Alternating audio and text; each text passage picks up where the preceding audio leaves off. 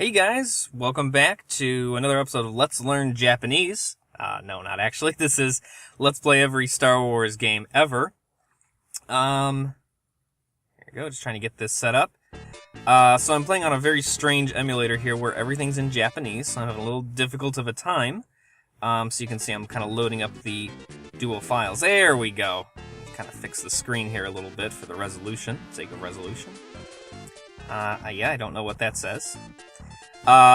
So this is interesting that we're getting, maybe it's more interesting if I could read Japanese, but these are sort of like the opening credits for this game. By the way, we're playing Attack on the Death Star from 1991 for the Sharp X68000, which was a Japan only, if you couldn't tell by the by this opening here, a Japan only or exclusive.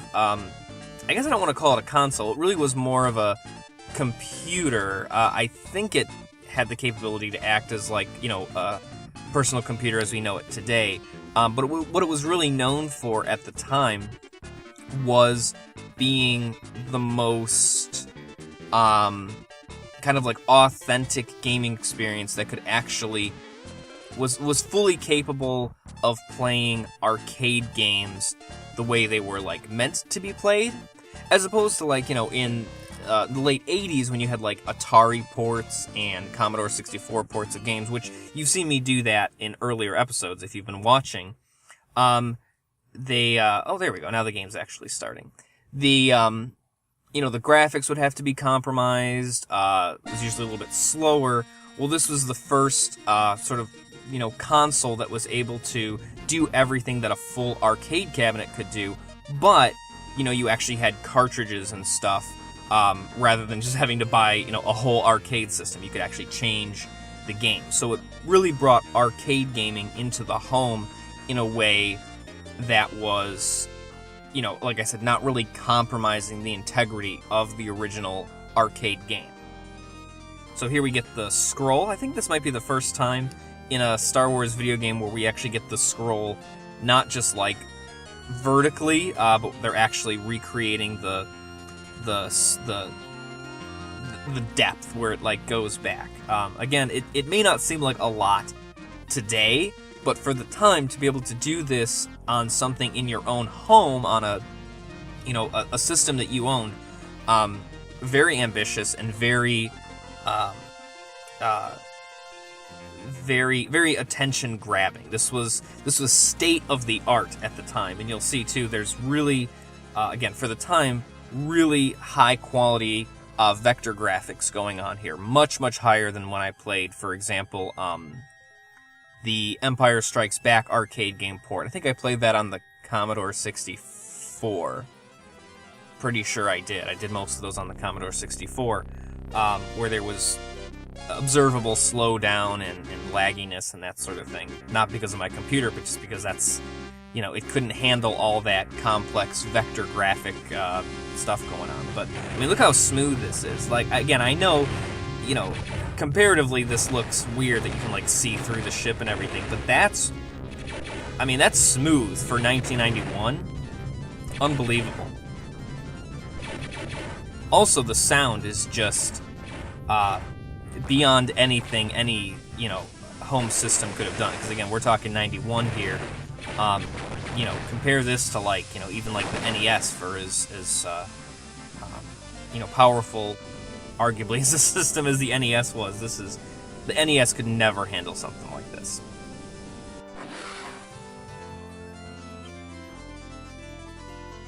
And so, of course, here we're getting the standard opening scene from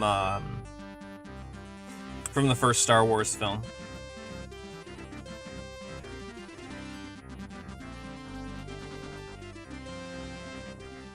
And of course, this is very neat too, that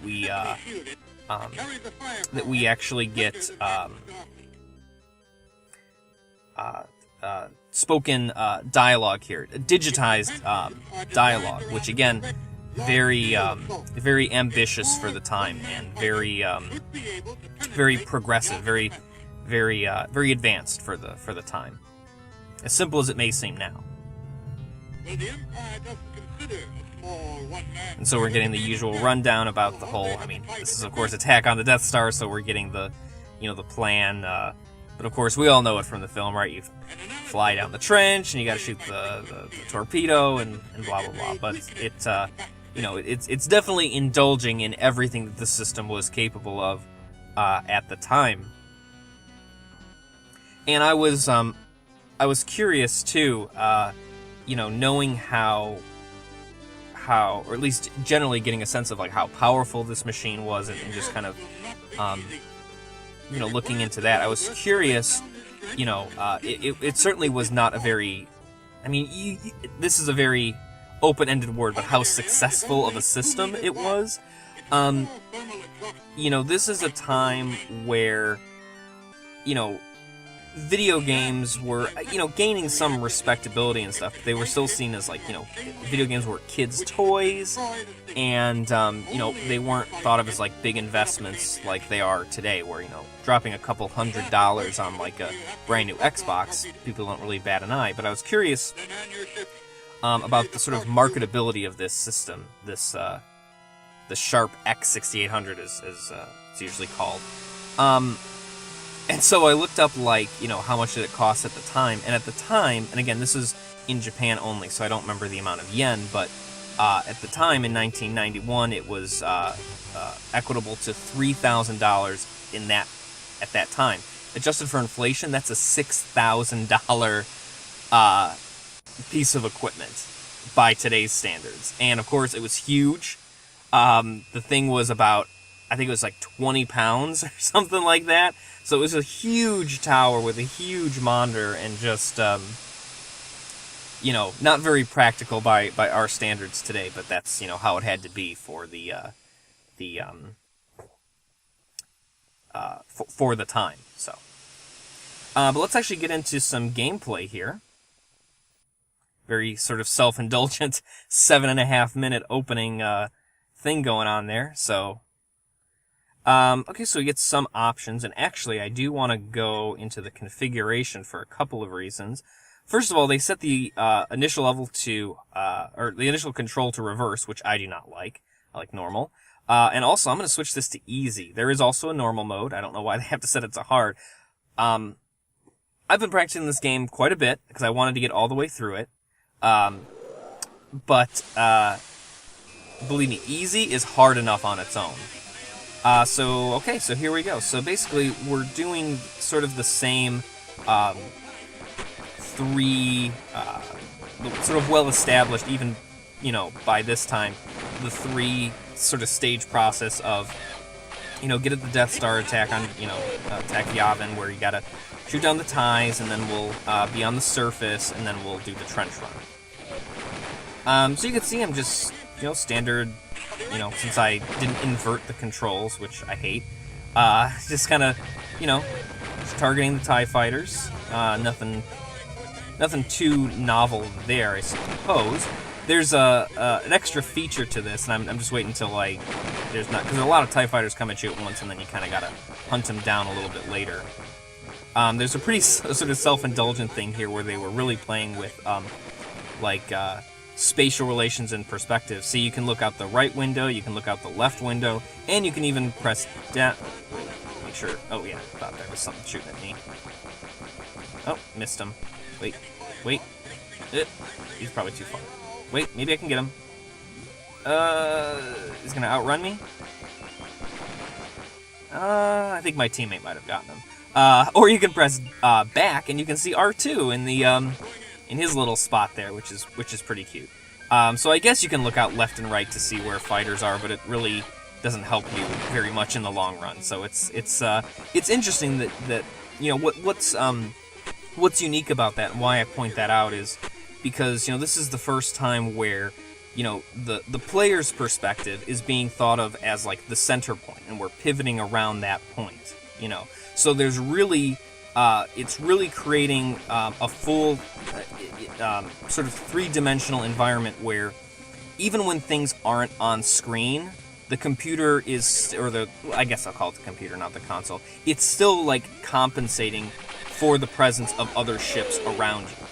Again, very ambitious for the time, because if you think about earlier games and you know, shooters like this. Oh, we got a danger note here, so that just means that we're being trailed, so it's going to pull back. And basically we just need to avoid fire here. And honestly, the easiest way to do that is to just pick a diagonal route and just stick to it, and they'll eventually kind of either get shot down by a fellow rebel fighter, or you just kind of shake them a little bit. So, but basically, you'll know the level is over if you see in the left, almost the bottom left there, see it says 40. I think each tie is worth 10 points. It might be 20 points, and that might change based on the... Let's see what happens when I shoot this guy down, if I can shoot him down. Okay, he's worth 20 here. I think on, like, maybe hard, they're worth 10, or 5 even.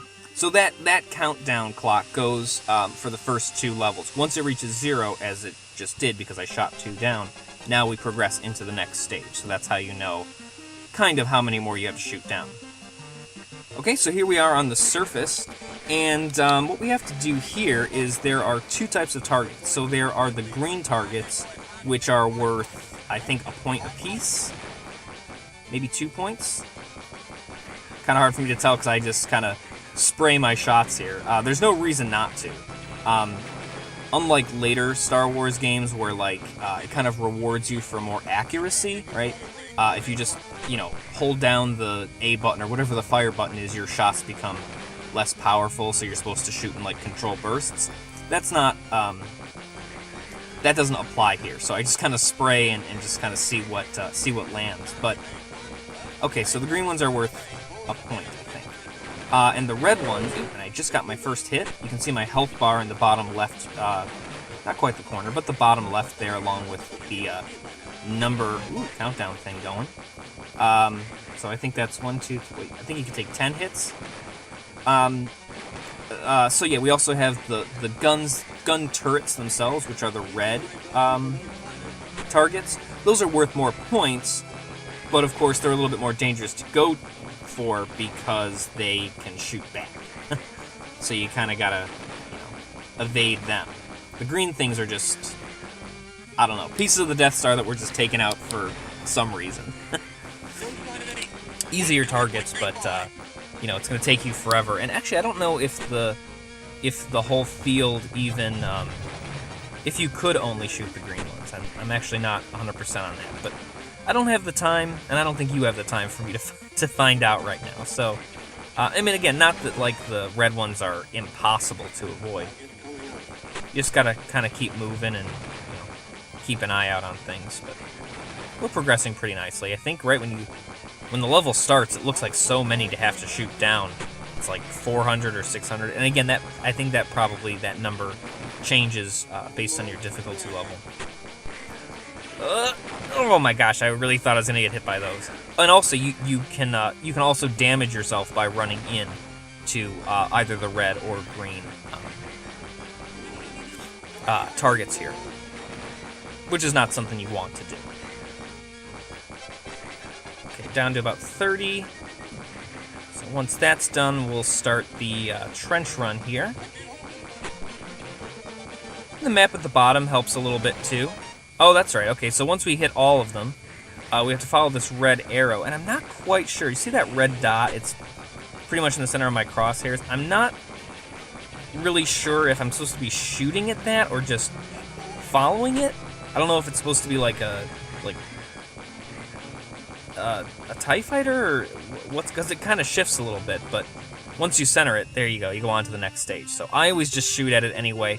Plus, it just makes sure that I don't, you know, because you can still run into the gun turrets or into the green, whatever those posts are. So, why not keep firing anyway, right?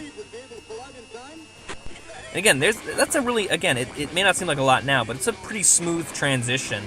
It's not like the screen goes blank and it has to load something new. You know, we just very naturally, sort of cinematically, shifted from the surface into the trench, which is really very admirable for the time. Now, this is definitely the hardest part of this whole game. And yes, the whole game is just the same 3 levels every time. It doesn't loop them like Atari and other arcade games of kind of the time and a little bit earlier. But you pretty much are just trying to always kind of up yourself. You know, you do the same 3 levels, but you're like, okay, I got easy down. Now let me try it on medium. I'll try it on hard. and that sort of stuff. But this is definitely the hardest part of the whole game. Because you have to have a really... it's a lot of quick reflexes here, because of course you can see, I'm sure, these green laser shots coming at me, and you gotta just kind of tilt your ship a little bit to just not get hit, basically. And there's some of these red turrets here, which aren't a huge threat. And there I go, I just got hit. But I'm doing pretty good. I only got hit twice now, and one of them is the trench run. And of course, there's no... I don't have to be shooting down these red turrets. You can see that the score thing or whatever is at 0 there, but of course in the upper left-hand corner, you can see the targeting computer that's counting down how close I am to the... Ooh. How close I am to the ooh. No, how close I am to the exhaust port, so...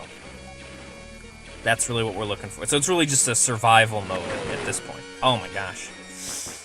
I got 6 more hits. Actually, I'm doing pretty good. Might make it in one sweep here. Hope so, that'd be great. But then the real hard part comes after. This is the easy part of the hard part.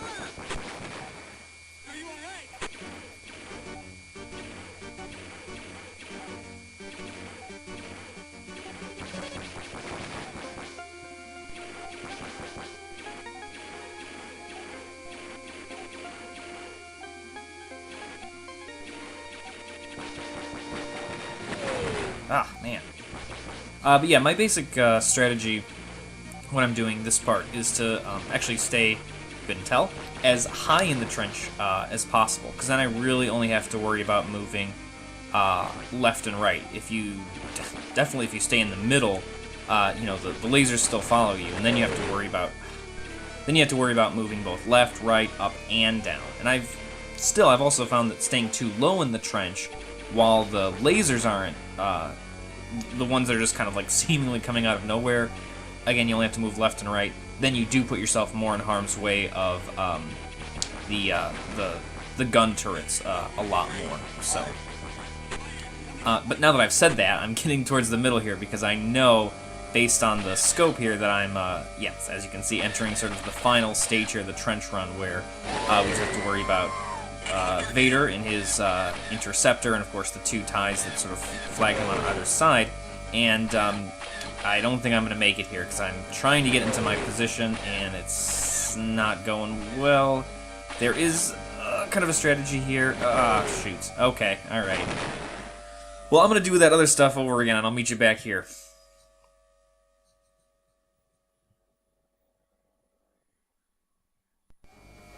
Okay, so I'm back here, and I made my first part of the trench run much better. As you can see, I have quite a few hits, because we are going to take some hits, there's no doubt about it. But the best strategy for avoiding this part of the ties is to... it's really kind of a finding a rhythm thing. So move in diagonal directions, wait a beat, and then move in some other diagonal direction. But if you just kind of constantly drift... you know, like without ever stopping for a second, they're gonna kind of catch up with your... the AI is actually pretty good. They kind of get a sense of, I guess, your path or your pattern, so you kind of got to just move. Yeah, I know I was doing really good at the start, and then I started talking about my strategy, and it all kind of fell to hell. Oh my god, this is not going good. How much closer am I? I got about 3,000, I guess it's feet or meters or whatever to go. Oh my gosh. I might have to do this again. Oh jeez, one more hit. Can I make it? There we go. Now I'm finding that rhythm. So move, wait a beat, move, wait a beat, move, and there we go. Woo, okay, and so now we move back into the automatic first person, and the fire button is still our torpedo, and there's the Millennium Falcon, and we're just waiting for the icon to show up. There we go. I always do 2 shots just to make sure, pull up, and we are good. Wow. I really thought I was going to have to do the whole thing over again and do a lot more editing, but You know, I just wanted it to be as dramatic as it possibly could be with that one last shot there.